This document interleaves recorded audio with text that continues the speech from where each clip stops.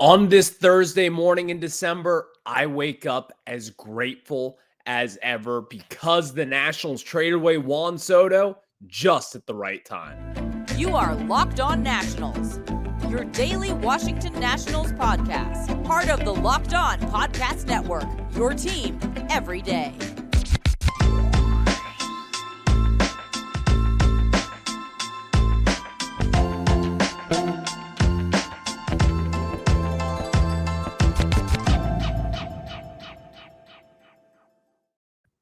And thank you all for making Locked On Nationals your first listen every single day, as we are free and available wherever you get your podcast. I'm your host, Ryan Clary. You can catch me over on Twitter at RyanClary11 and as well as the show page at LO_Nationals. For all your latest Nationals news and notes, just make sure to check us out over on there. Later on in today's show, the Nationals did make a selection in the Rule 5 draft yesterday. They signed a little bit of an intriguing prospect, to say the least, who will be on the Nationals 40-man roster going into the season. What to expect with him, we'll discuss all that a little bit later on. Also, the Nationals made two signings yesterday. One, former number 2 overall pick, Nick Senzel, has signed with the Washington Nationals. What is there to expect? What should his role be? How do we feel about the signing? And as well as Juan Yepez from the St. Louis Cardinals. Both intriguing signings in which we'll get into a little later on as to what that means. But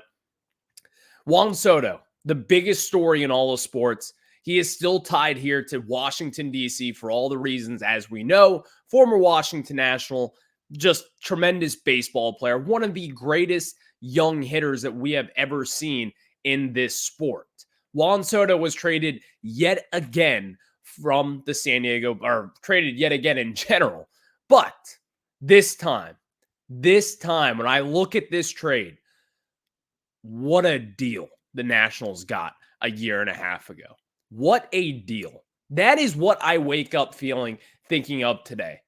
Thank God that we made that deal when the Nationals did. Because looking at the return that the Padres just got in return for Juan Soto, you may notice, there's a lot of pitchers in there, but also at the end of this, the impact players and the impact prospects that they're getting in return for Juan Soto is a fraction compared to what the Nationals got. When the Nationals traded him away, it kind of tore up the fan base because, number one, it was really like the end of the good era of what the Washington Nationals were. Juan Soto was the guy. He was the man. He was the guy who you said, it's all right we let Bryce Harper walk. You have Juan Soto. It's okay to trade away Max Scherzer and Trey Turner. You have Juan Soto. You're going to extend him. And then it all kind of became relevant again that Juan Soto was never going to sign an extension. And AJ Preller and the San Diego Padres, they wanted to see if they could. They traded for him. They gave up James Wood. You gave up Mackenzie Gore, CJ Abrams, and all the other top prospects alongside Robert Hassel, who at that moment in time was a top 20-ish prospect in all of baseball. The Padres gave up all those assets, all their years of being bad, all those years of preparing for moments like this where they are right now, to compete for October baseball, try to win a World Series, try to even make the World Series. All those years of being bad, the Padres, they said, let's scrap all that up and let's trade for Juan Soto. He's going to be the missing piece for that Padres team. If you're a Padres fan waking up today, December 7th, and Juan Soto is now a New York Yankee, the trade is official, you have to be gutted to think that you are here, right now, with all the issues surrounding your organization. You have to feel like you have been defeated. Everyone over the last 2 years has talked about the Padres, a good organization. AJ Preller, who seems to have his head intact and seems to have all the right decisions and usually finds a way to press the right button in order to make his team better. We have talked about that, and that is true in a sense. But you can't sit here today and say that he is kicking himself for what he traded away to the Nationals. Because all the issues that they are having, all the reported alleged issues with payroll and taking loans out of a bank account because they need to pay their money. And after way overspending over the last few years with guys like Xander Bogaerts, getting Manny Machado a new deal, all these things are starting to come at you pretty damn fast. And all of a sudden, it was not a we might trade Juan Soto. It's a we have to trade away Juan Soto. The Nationals, they did not have to trade away Juan Soto. But thank God that they did. Because they did that right at the right moment. Because if you look at the package that the Yankees just gave up for him, giving up Michael King, a solid, very good relief pitcher, someone who's got a few years left to control on his roster, a bullpen arm that can also start. Then you also look at Drew Thorpe, a big-time right-handed pitching prospect, as well as Randy Vasquez, Johnny Brito, and Kyle Higashioka. All those guys compared to Mackenzie Gore, a top 5 pick in all of baseball, one of the better prospects in all of baseball. C.J. Abrams, another top 10 pick, another top prospect in all of baseball. Starting shortstop for your Washington Nationals. James Wood, a second-round pick, someone who was very highly touted coming out of the IMG Academy down in Florida, gets traded to the Washington Nationals. Now he's number 7 prospect in all of baseball, and in some cases, top 5 prospect in all of baseball, according to some people.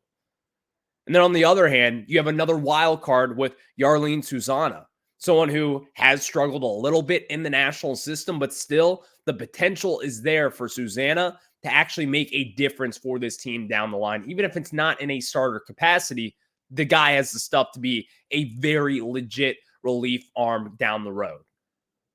Thank everything. Thank you, Mike Rizzo, for making that deal. Because I think every Nationals fan waking up today, and because let's be honest here, Juan Soto was never going to extend. Yes, he's on the New York Yankees now. Yes, they could probably offer him $500 million right here and right now, but he's still not going to sign. Juan Soto will not sign an extension with your team. It's not about the team. It's not about what he may want. It's not about getting the right number. It's Scott Boras. And Nationals fans, we know this with Scott Boras. We've had all the Scott Boras clients here. We've had all the superstars here that won't sign extensions. We know what it's like. He's not going to sign. So giving up all those assets when the Padres did, the Nationals collecting all those assets when they did, imagine and think about this for 1 second. Where would we be without C.J. Abrams, Mackenzie Gore, James Wood down in the farm system? We'd be hooting and hollering about Dylan Cruz and Brady House. That's great. But 2 prospects compared to 3 top prospects, there's a very big difference. And now you also have Robert Hassel, again, someone who also has a ton of talent, someone who possesses a lot of different skills, hasn't really put it all together yet. But if that does work out as well, then oh my God. We are sitting here today talking about a trade in which, imagine if we just got that in return. You get Michael King, good pitcher, good relief pitcher. He might help you win a few games here and there.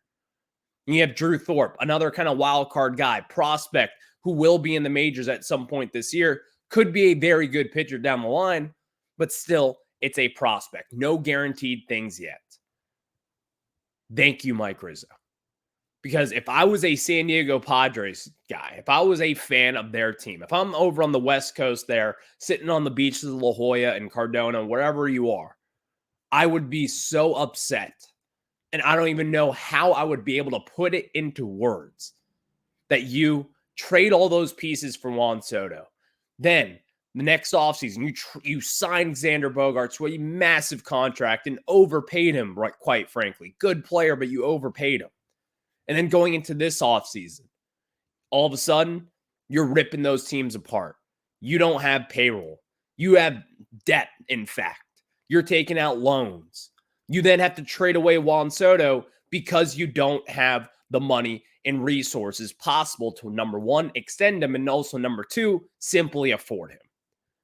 And you know what? They could have afforded Juan Soto, or they could have afforded at least a lot more of these prospects, and you could have afforded for spending on Xander Bogaerts and all those different things if you had James Wood, if you had Mackenzie Gore, C.J. Abrams, all those young pieces, all those years of being terrible, building up that farm system.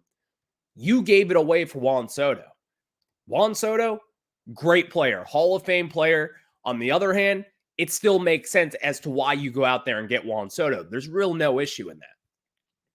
But the way that the Padres handled this process from day one, there was just no chance in which the Nationals lost this trade.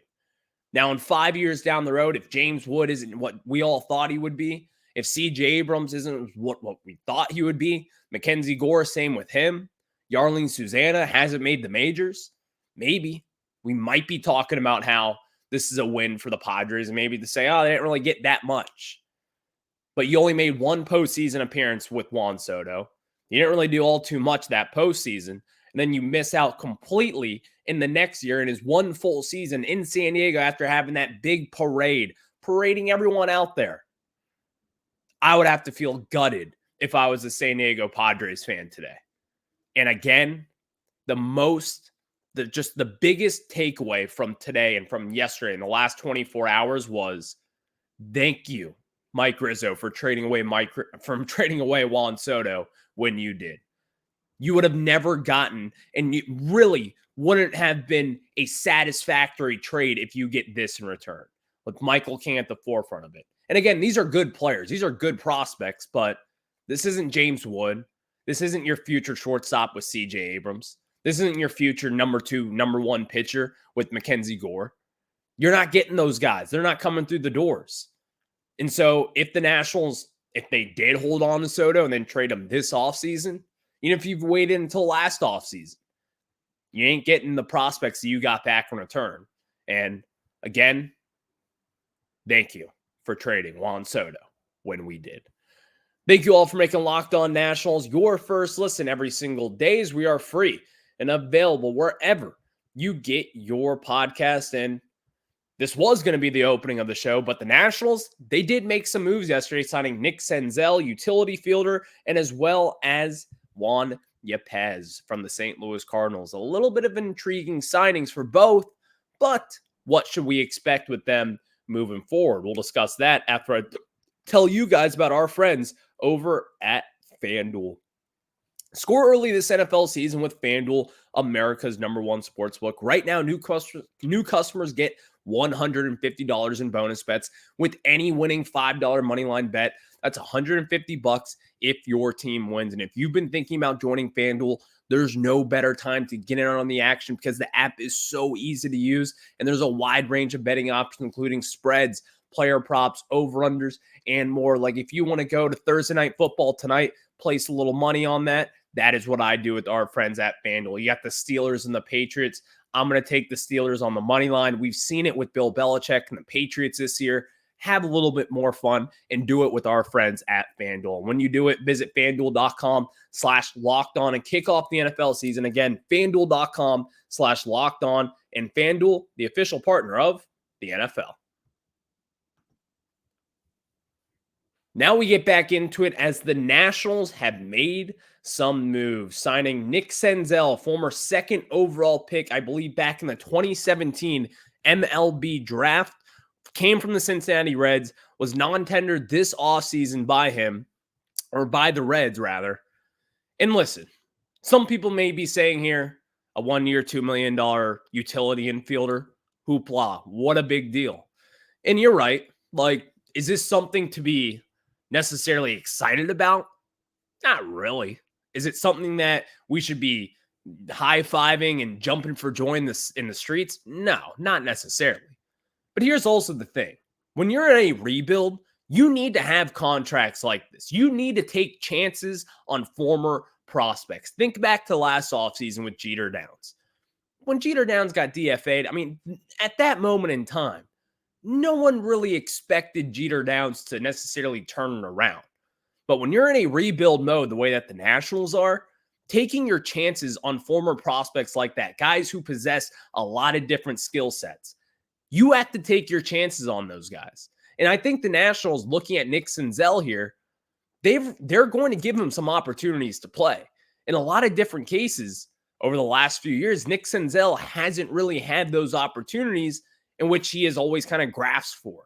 And a lot of different Reds fans listening to Locked On Reds with our guy Jeff Carr and Stephen Offenbaker, they've talked a lot about Nick Senzel. They liked him. He's a good prospect. He's had a lot of different good things come out of his career. But ultimately, since his 2019 season when he came up, did relatively well, showed some promise, it's all kind of been downhill since, and he hasn't had an OPS above 700 since 2019. So number one, here's the thing what the Nationals are going to get. They're going to get someone with some position flexibility because he has played center field, third base, left field, and second base. And also on the other hand, he doesn't really possess like a big power bat, but compared to what the Nationals have, hitting 13 home runs this last year, that's going to help. And he's going to, at some point, probably be your starting third baseman for a good chunk of the season. Whether he starts there, maybe it's Carter Kieboom to begin with. I don't really know at this moment in time. But Nick Senzel, when you're in a rebuilding situation, number one, Nick Senzel, he needs playing time. He needs to prove himself. He needs to go in and hopefully fix whatever has not been working since 2019. And then number two, the Nationals, they need guys like him in order to try to restart this rebuild. Maybe you find something with Nick Senzel. Maybe you just have to give him consistent playing time, and that is when you will see guys like Nick Senzel take off a little bit. Because here's the exciting thing about signing someone like Nick. He's got potential. Now, is he going to take this potential? Is he going to take this opportunity and run with it? We don't necessarily know at this moment in time. But Nick Senzel, he can hit. And also, he can play a lot of different positions in which we know the Nationals value position flexibility. They've always been that way, and they always will be that way, like Lander Mike Rizzo. And I think that is a good thing because, to me, obviously, you guys know this. If you're an everydayer, first off, thank you. Second off, you know I like offense. You know I like people who can go out there, hit it for a little bit of power, get on base, and just have a high OPS. That is really what I look at. That is what makes me happy. That is really just what I want out of my Nationals. Get those slugging numbers up, get on base, and make a difference. That is the way I think in baseball in the year of 2023 and beyond. That is how you impact baseball games, is by hitting for power. If Nick Senzel can tap back into it this year, maybe hitting 20 home runs in a steady, consistent role, that is going to be of value to this Nationals team. And again, hitting 20 home runs may not be the end of the world. But when Lane Thomas is leading your home runs with 28 last year, you need a little bit of a pick-me-up.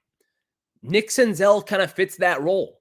Nick Senzel may not be the flashiest name out there, but also this is the market that the Nationals are going to camp in. This is the market in where they're going to have to clean up in.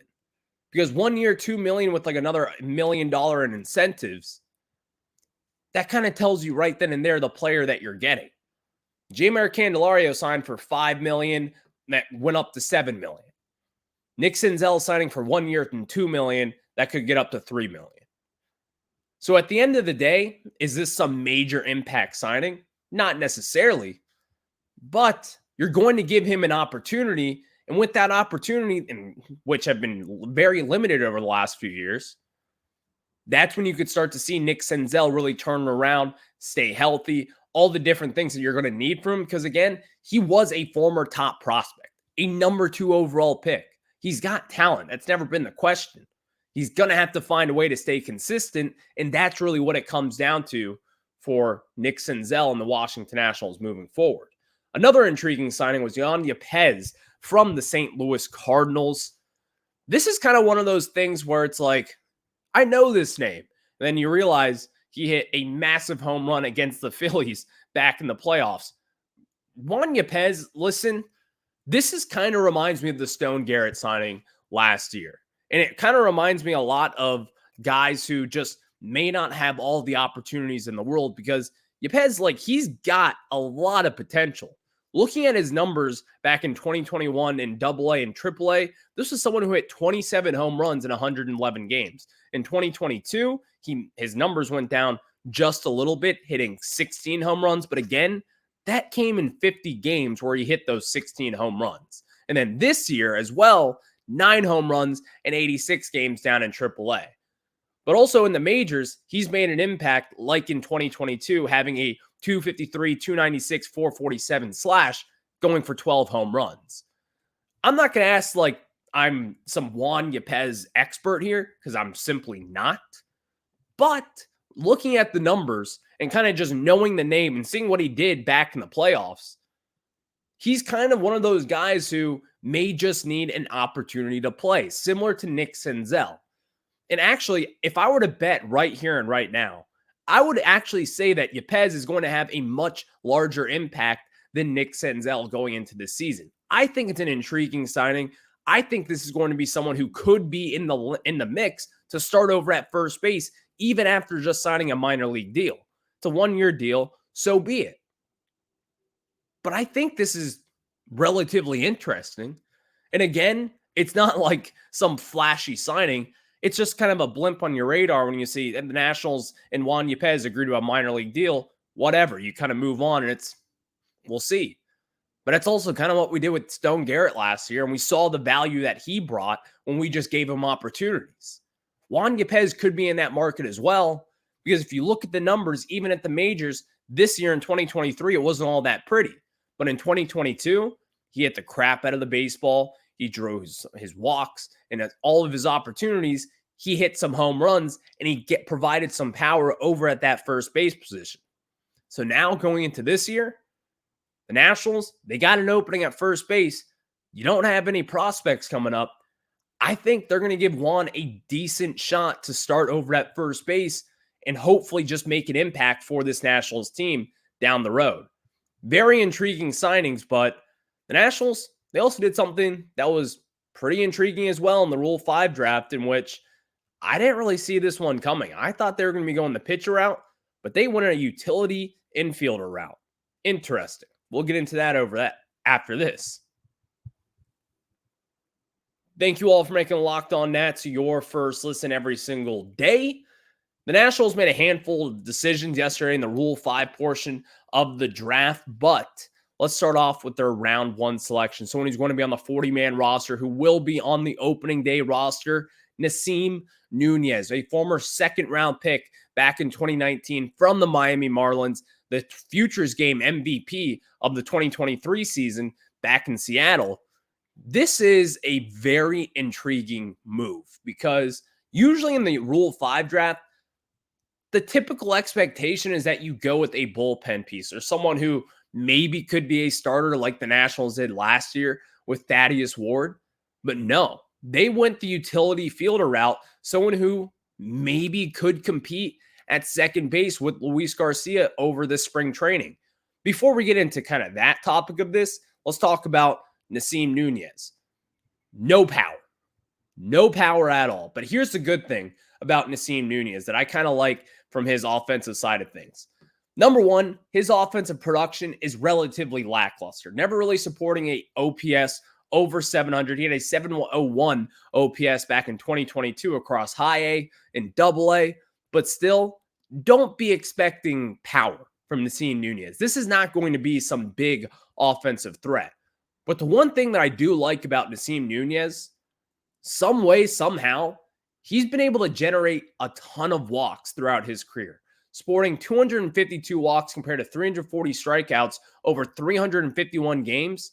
That is a good little number to have. That is a solid ratio for someone who, again, is young, still has a lot of room to grow. And number two, this is also going to be someone who is a very good defender. But the most impressive part of his game is that he stole 70 bases in 2022.